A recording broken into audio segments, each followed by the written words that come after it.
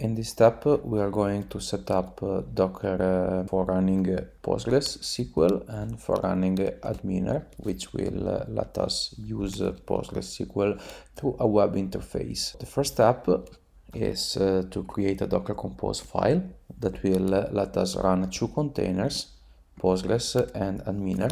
We use the latest available version of Postgres, but more or less anything above 9.6 will work.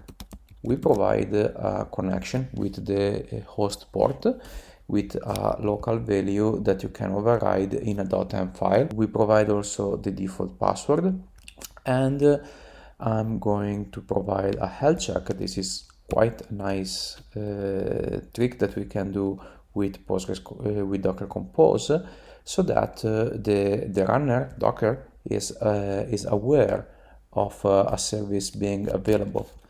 This will let us create a dependency on the other container that runs adminer. So adminer is a web interface to connect to the database, so it depends on the database.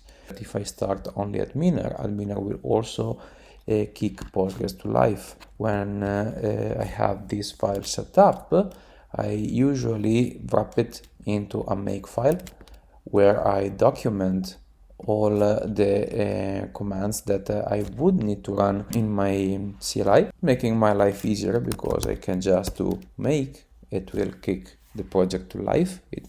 When you run make, it will run the first available script, in our case make start, which will kick our Docker Compose project to life in background and then connect to the logs. This way I can simply detach from my logs, and well, to be honest, I can also provide a logs script. It makes it sensible to spaces and tabs, so it wants a tab. There we go. So I can use Ctrl+C to detach and make logs to get back in touch with my Postgres logs.